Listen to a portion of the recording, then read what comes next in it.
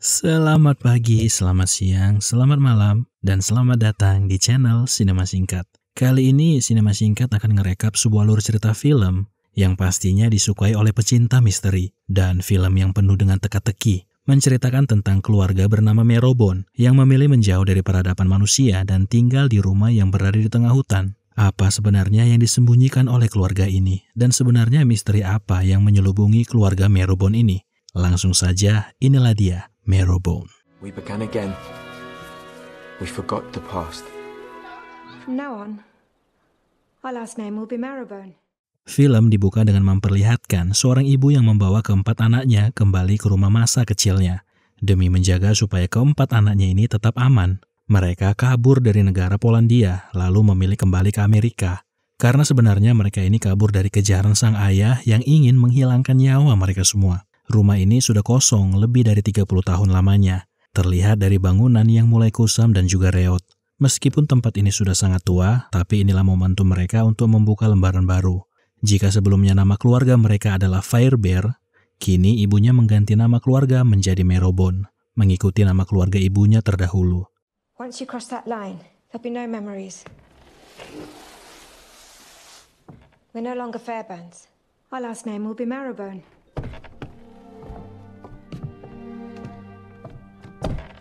Kini mereka bebas untuk pertama kalinya. Tidak ada yang mengenal mereka sehingga mereka bisa berpergian menjelajahi hutan dengan aman.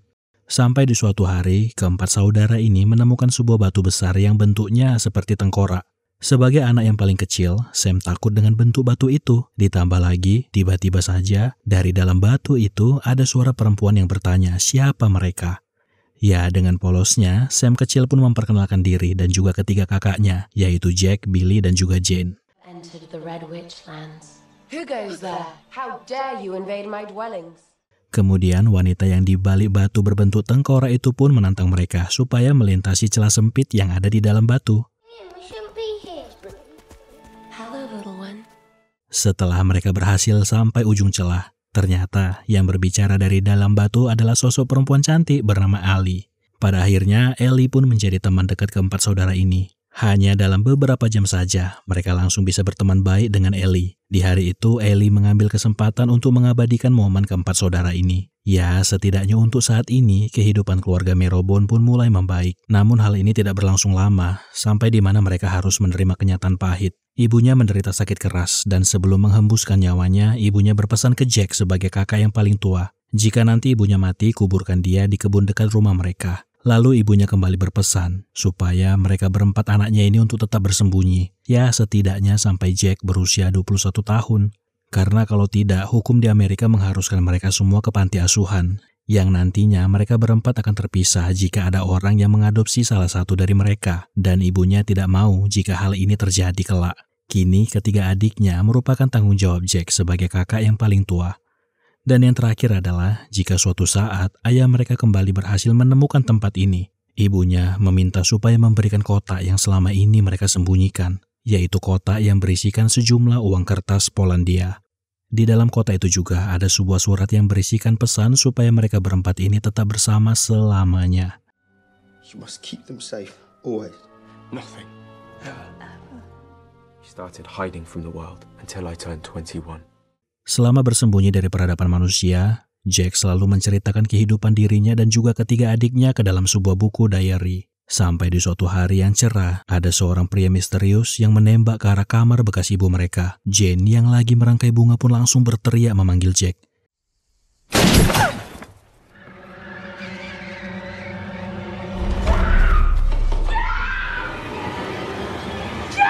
Siapa pria tersebut dan apa motifnya? Nanti, pelan-pelan kita akan menuju ke sana. 6 bulan setelah peristiwa itu, kehidupan keluarga Merobon pun pelan-pelan mulai berubah. Kini seluruh kaca di dalam rumah tersebut ditutupi oleh kain. Sebentar lagi adalah hari ulang tahun Jack yang ke-21 tahun. Seperti yang sebelumnya dituliskan oleh ibunya, mereka akan segera bisa keluar dari rumah ini dan berbaur dengan masyarakat normal. Alasan kenapa kaca di rumah ini ditutupin oleh kain adalah karena Sam sebagai anak yang paling kecil selalu merasa takut ketika melihat ke arah cermin. Dia merasa kalau di balik cermin itu ada sosok hantu yang ingin menangkap dirinya. Sebagai seorang kakak yang baik, Jane berusaha menenangkan adiknya ini dengan berkata kalau hantu itu sudah lama pergi dari rumah ini. Dia tidak perlu khawatir. Lagi pula sekarang kan dia sudah punya hewan peliharaan yang bisa menemaninya, yaitu seekor rakun liar yang sering diberi makan oleh Sam. Jack sebagai kakak yang paling tua pun menutup kaca itu supaya adiknya tidak takut lagi. Di saat yang sama dia melihat ada noda di atas plafon. Namun akses menuju plafon tersebut sudah di tembok. Oh iya, setelah kejadian 6 bulan lalu, akibat perkelahiannya dengan pria misterius itu, Jack mengalami luka di bagian keningnya dan sering sekali luka tersebut kambuh yang membuatnya merasa sangat kesakitan. No extra money, no nonsense. That was a bird. And then going to the bridge. And now it goes through the pole. Careful, Jack. Setiap seminggu sekali, Jack pergi ke kota untuk menjual kue buatan Jen ke toko kelontong di kota. Nanti hasil penjualan kue ini dia belanjakan lagi untuk membeli kebutuhan rumah. Di kesempatan ini jugalah Jack sering sekali mengunjungi Ellie yang bekerja di sebuah perpustakaan buku. Ya, dari sinilah kita sudah tahu kalau antara Jack dan juga Ellie sudah terjadi hubungan romantisme. Namun bukan hanya Jack yang menyukai Ellie. Ada seorang pria bernama Porter yang juga sering melancarkan aksinya mendekati Ellie. Bahkan pria bernama Tom Porter ini berniat ingin membawa Ellie ke New York bersamanya. Hal ini membuat Jack sedikit cemburu sehingga kehadirannya di perpustakaan hari itu pun diketahui oleh Porter. Kebetulan Tom Porter juga adalah seorang pengacara di kota ini yang juga mengurus masalah hak guna bangunan di tanah milik keluarga Marrowbone. Nah, karena melihat Jack, dia pun sekalian menyampaikan kalau besok dia ingin datang ke rumah Jack menemui ibunya untuk membahas surat peralihan rumah. Sebenarnya tidak ada satupun orang di kota termasuk Ellie yang mengetahui kalau ibunya Jack sudah meninggal. Ibunya diminta untuk menandatangani surat peralihan dan menyiapkan uang sebesar $200 atau senilai 3 juta supaya hak milik bangunan itu menjadi milik mereka. Nilai yang sangat besar bagi Jack untuk saat itu. Mereka tidak punya uang sebanyak $200 saat itu. Kehidupan mereka saja sangat pas-pasan. Jack sebagai kakak paling tua tidak punya pilihan lain selain menggunakan uang Polandia yang dulu ditinggalkan oleh ibunya. Meskipun mereka semua sudah berjanji untuk tidak akan pernah menggunakan uang darah itu. Billy kemudian ditugaskan untuk mengambil kembali kota itu di sebuah celah tebing menuju laut. Sembari membawa sebuah senapang di pundaknya untuk berjaga-jaga. Pelan-pelan Billy mulai menyusuri celah tebing untuk mencari di mana kota itu mereka buang. Sampai di mana Billy membawa kembali kota itu. Uang di kota ini nantinya mereka gunakan untuk membayar si pengacara. Akan tetapi masalahnya sekarang adalah mereka harus membereskan rumah ini terlebih dahulu. Mulai dari mencat ulang plafon yang bernoda dan juga menyembunyikan jalan menuju loteng. Kemudian mencoba meniru tanda tangan ibu mereka dan yang paling penting, jangan pernah membiarkan si pengacara masuk ke dalam rumah dan melihat kondisi rumah mereka. Dan untuk Billy, dia berinisiatif sendiri jika terjadi hal di luar rencana mereka. Dia sengaja memasukkan obat tidur ke dalam minuman. Singkat cerita sampailah si pengacara di tempat tinggal keluarga Marrowbone. Jack langsung memberikan uang sejumlah 200 pound, yang jika dikonversikan ke dolar cukup untuk membayar surat peralihan ini. Kemudian Tom memberikan lembaran surat yang harus ditandatangani oleh ibunya Jack.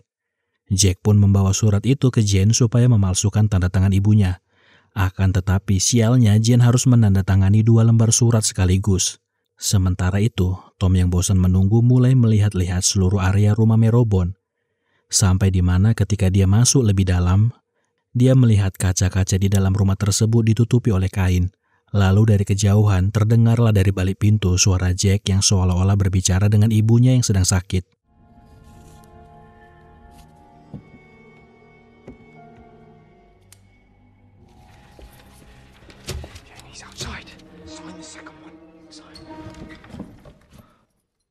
Pada akhirnya di saat-saat genting, Jen berhasil menduplikatkan tanda tangan ibunya. Tom juga terlihat percaya dengan tanda tangan palsu ini. Rencana mereka pun sukses tanpa ketahuan. Di malam harinya, keempat saudara ini pun merayakan keberhasilan mereka dengan bermain game bersama. Kalau di kita game seperti Monopoly hanya saja sudah dimodifikasi sedemikian rupa oleh mereka.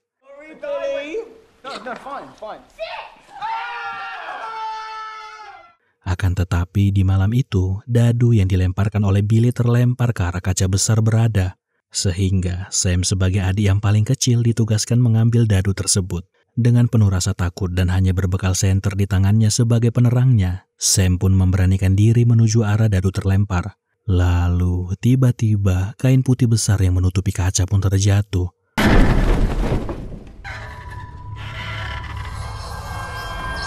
Seluruh tembok di rumah itu tiba-tiba saja bergemuruh seperti ada orang yang berjalan di seluruh tembok. Sam berteriak, terlihatlah wajah mereka juga ikut panik dengan apa yang terjadi saat itu. Jack! The ghost is back! Lalu Jack segera memerintahkan ketiga saudaranya supaya segera berlindung di benteng yang mereka buat. Jack sebagai kakak yang tertua pun nekat memberanikan dirinya menutup kembali kaca besar yang retak itu dengan kain putih. Lalu dia mencoba memberanikan diri mengintip di balik celah retakan yang ada di plafon dan...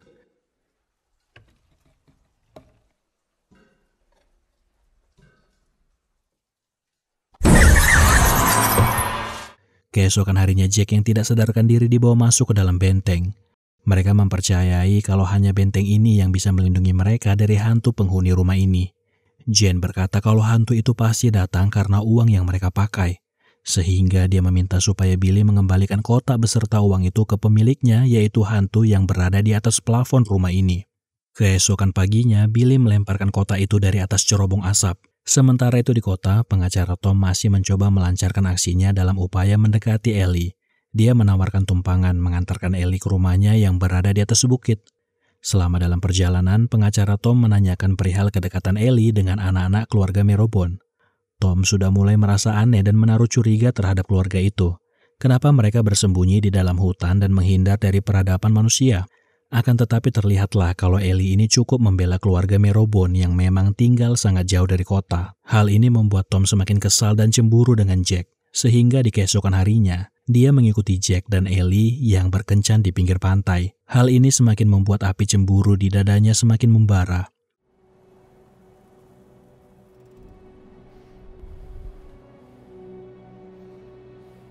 Namun kegiatan perkencanan Jack ini membuat Billy kesal.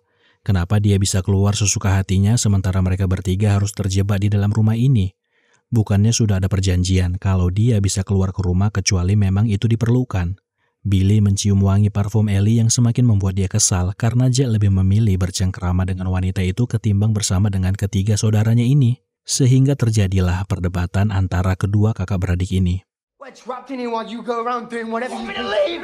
You need me more than I need you. Why? Because you want me to... Di tengah situasi yang memanas antara kakak beradik ini, Jane menjadi penengah mereka. Jane berkata ke Jack kalau hal ini bisa terjadi karena Billy merasa kalau dirinya seperti burung yang selalu tinggal di dalam sangkar.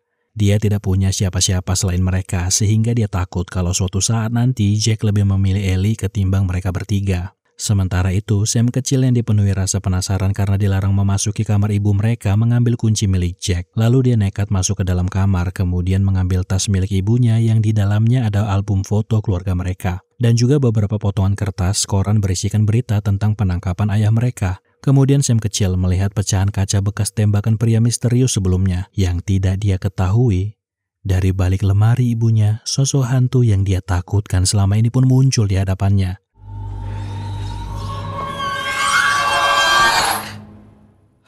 Nah, disinilah akan terungkap sebenarnya siapa sih sosok hantu yang menghantui keluarga Merobon. Film ini bukan tentang penampakan hantu layaknya The Conjuring. Film ini jauh lebih kelam dari itu. Dan misteri tentang keluarga Merobon sebentar lagi akan terungkap. The lie we told Sam so he wouldn't know the truth.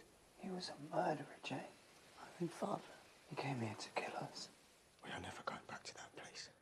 Keesokan harinya, sama seperti biasanya, pengacara Tom kembali lagi mencoba mendekati Ellie. Kali ini bahkan dia sudah membelikan 2 tiket untuk mereka. Tom sangat ingin mereka berdua ini hidup di kota New York. Akan tetapi di hari itu kembali lagi Ellie menolak tawaran itu. Tom tahu kalau tolakan dari Ellie ini dikarenakan dia telah jatuh cinta dengan Jack. Sehingga Tom memberikan beberapa surat kabar yang berisikan informasi masa lalu tentang keluarga Merobon.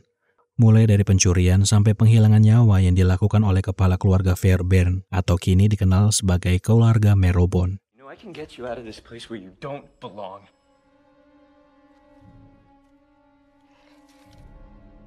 Lalu scene pun beralih ke Jane Merobon yang terlihat lagi membersihkan lantai rumah. Dia mendengar suara di atas plafon, yang ternyata suara itu berasal dari hewan peliharaan adiknya Sam yaitu rakun yang sudah tidak pernah kelihatan. Jane pun memberikan beberapa buah kacang supaya rakun itu keluar dari celah plafon. Tapi tiba-tiba ada tangan yang menyentuhnya dan setelah itu rakun berteriak seperti sedang disiksa oleh makhluk yang ada di atas plafon.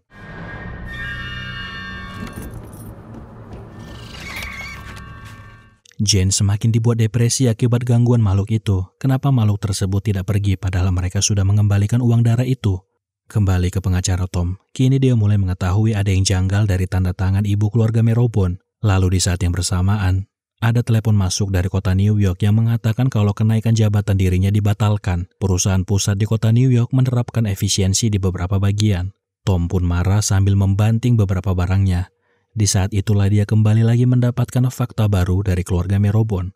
Uang yang dia terima sebelumnya adalah uang yang hilang pada persidangan keluarga Merobon. Tanpa menunggu lama, Tom yang merasa dirugikan langsung menuju kediaman keluarga Merobon, lalu mengancam akan mempolisikan Jack jika dia tidak memberikan 10.000 pound atau senilai 200 juta rupiah. Ketika saudaranya mendengar ancaman itu dari dalam rumah, tidak ada pilihan lain. Billy memilih kembali mengambil kotak beserta uang itu melalui cerobong asap. Di malam harinya, Billy nekat pelan-pelan menurungi cerobong asap untuk mencari kotak berisikan uang darah itu. Ruangan yang lembab, gelap, dan sangat bau.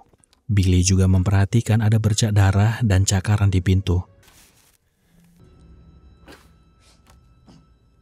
Ketika Billy berhasil mengambil kembali kotak itu dan mencoba naik melalui cerobong asap, dari kejauhan, dia melihat ada orang lain yang berada di atas loteng. Saking paniknya melihat sosok itu, dia buru-buru naik ke atas. Namun sosok itu tidak memberikan dia pergi begitu saja. Akibatnya Billy hampir terjatuh dan dia malah tercekik. Untungnya Billy masih sempat memotong tali dan berhasil selamat kembali. Nah, disinilah potongan-potongan misteri keluarga Merobon mulai terungkap. Di pagi harinya, Jack melihat Billy yang terluka akibat pria yang berada di atas plafon. Pria yang ada di loteng itu adalah pria yang menembak rumah mereka. Dia bukan hantu, melainkan sosok manusia. Pria itu berhasil selamat dengan cara meminum dari tetesan air hujan dan makan hewan-hewan yang ada di loteng seperti tikus dan juga rakun. Mendengar informasi itu dan juga kemarahan Billy akibat Jack yang membiarkan si penembak berada di rumah mereka, Jack mengalami kejang-kejang dan pada akhirnya Jack tidak sadarkan diri. Is anybody listening to me? He's still alive! Melihat kondisi Jack, Jane pun berkata supaya mereka memberitahukan hal ini ke Ellie. Di malam harinya, Ellie mendapatkan pesan dari Sandi Morse yang memang sering sekali mereka lakukan untuk berkomunikasi. Pesan itu berisikan petunjuk yang ditinggalkan Jack di Bukit Tengkorak. Jack meninggalkan buku catatan harian keluarga mereka di bukit itu, supaya Ellie bisa mengetahui latar belakang keluarga Merobon. Di hari yang sama, pengacara Tom datang ke tempat kediaman keluarga Merobon. Tapi kondisi rumah sudah kosong, sehingga dia pun mencoba mencari keberadaan Jack di seluruh ruangan.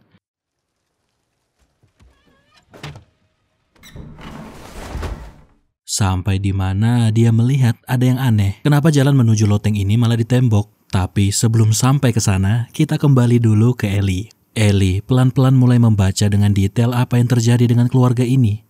Buku ini adalah kisah seluruh rangkuman yang diceritakan Jack melalui buku diary-nya. Jadi sebenarnya yang terjadi adalah orang yang menembakkan peluru ke jendela rumahnya adalah ayah mereka. Dia datang untuk mengambil uangnya kembali. Melihat itu Jack langsung membawa ketiga saudaranya naik ke atas loteng lalu menyembunyikan mereka. Sementara dirinya mencoba memberanikan diri mengkonfrontasi ayahnya sendiri untuk memberikan kotak beserta uang tersebut. Jack kemudian mengikuti ayahnya sampai ke celah tebing yang menuju laut. Akan tetapi yang terjadi adalah ayahnya langsung menyerang Jack. Karena Jack yang mengadukan kejahatan ayahnya ke pihak kepolisian. Jack mencoba melawan dengan cara mencucukkan leher ayahnya dengan pisau. Kemudian dia berlari mencoba kabur sampai ke tepi tebing. Tapi ketika sampai di atas, ayahnya sudah menunggu. Lalu itulah bagaimana Jack mendapatkan luka di keningnya. Ayahnya yang gila ini melemparkan dirinya ke bawah tebing. Sementara di tempat lain, ketiga adiknya dengan cemas menunggu kepulangan Jack. Dari balik pintu mereka mendengar ada suara langkah kaki yang mendekat. Akan tetapi ternyata itu bukan Jack, melainkan ayahnya yang masuk dari cerobong asap dan langsung menyerang ketiga adiknya. Ketika Jack tersadar, dia langsung berlari kembali ke rumah untuk memeriksa keadaan ketiga adiknya.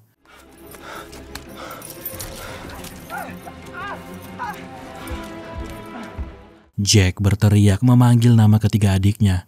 Tapi tidak ada jawaban satupun dari mereka. Yang terdengar hanyalah suara nafas yang serak dari ayahnya, yang kini sudah tidak bisa berbicara. Lalu, dia membiarkan pintu itu terkunci supaya ayahnya tidak bisa keluar dari ruangan itu.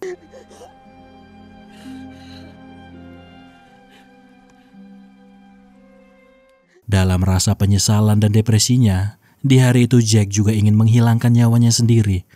Akan tetapi, bekas luka di keningnya mulai memberikan efek samping. Otaknya membuat sebuah ilusi dan dia pun menjadi delusional. Dia melihat kalau di dalam benteng, ketiga adiknya masih hidup dan sedang tertidur pulas. Kini, ketiga adiknya hidup di dalam hayalan Jack. Dia merasa kalau ketiga adiknya masih berada di sekitarnya. Pada malam harinya, dia masih dipenuhi rasa trauma mendengar bagaimana ketiga adiknya disiksa oleh sang ayah. Sehingga dia pun memecahkan kaca besar itu supaya bisa meredam suara-suara di dinding. Ketiga adiknya hidup dalam hayalan Jack. Ellie sangat terkejut dengan apa yang sedang dia baca saat ini.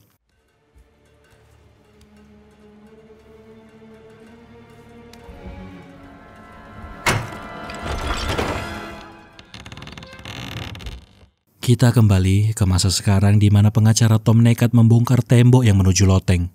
Ketika dia masuk ke ruangan itu, ruangan sudah sangat bau busuk. Jika kalian ingat bercak noda di plafon sebelumnya, ya, itu adalah cairan tubuh ketiga adiknya Jack yang kini sudah tidak bernyawa. Ellie segera berlari menuju tempat tinggal Jack. Di sanalah dia untuk pertama kalinya melihat Jack berbicara dengan dirinya sendiri.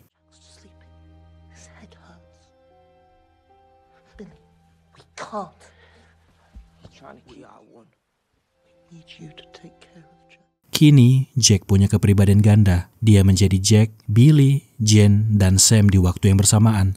Itulah kenapa Jack sering sekali kejang-kejang ketika tiga orang adiknya mengambil alih pikirannya. Melihat Ellie yang kini mengetahui penyakit yang ada di kepalanya, Jack langsung menyuruh Ellie supaya segera pergi meninggalkan dia. Namun ketika Ellie ingin keluar dari tempat mengerikan ini, dia menyadari kalau ada orang lain yang ada di atas loteng. Lalu dia pun nekat untuk memeriksa loteng tempat di mana tubuh ketiga adiknya Jack membusuk. Tidak hanya itu, pengacara Tom kini kondisinya kritis akibat luka di lehernya. Tidak lain tidak bukan, pelakunya adalah ayahnya Jack yang masih hidup. Ellie bersembunyi dari ayahnya Jack sembari berteriak meminta tolong ke Jack. Dia memanggil Jack, Billy, dan juga Jen supaya mengambil alih tubuh Jack untuk membantu dirinya. Namun akibat teriakannya itu, ayahnya Jack malah mengetahui di mana posisi Ellie bersembunyi.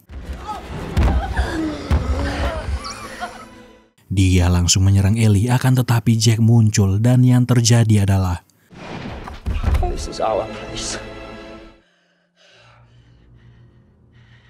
Jack kini melihat bagaimana kondisi tubuh ketiga adiknya yang sudah membusuk. Singkat cerita, Ellie yang masih setia dengan Jack membawa dia menemui dokter kejiwaan untuk mengobati kepribadian gandanya. Kini berangsur-angsur dokter berkata kalau ketiga adiknya Jack sudah tertidur di alam bawah sadarnya dan tidak bisa lagi mengambil alih tubuh Jack. Ellie kini tinggal bersama Jack dan tetap berada di rumah Marrowbone meskipun rumah ini meninggalkan kisah yang sangat kelam bagi Jack. Namun inilah cinta tanpa syarat itu yang diberikan Ellie terhadap Jack. Dia tetap setia bersama Jack, mengobati Jack dan membuat kehidupan mereka lebih baik. Kini ketiga adiknya Jack masih tetap berada di alam bawah sadarnya, akan tetapi mereka hanya bisa sekedar menyapa Jack dari kejauhan. Nah, itu dia tadi film yang penuh dengan plot twist yang sangat menarik. Seperti biasa teman-teman, ini hanyalah channel alur cerita film. Ada baiknya kalian menonton film ini secara full demi merasakan sensasi ketegangan yang sesungguhnya. Terima kasih buat yang sudah menonton konten kali ini. Sampai ketemu di film menarik lainnya.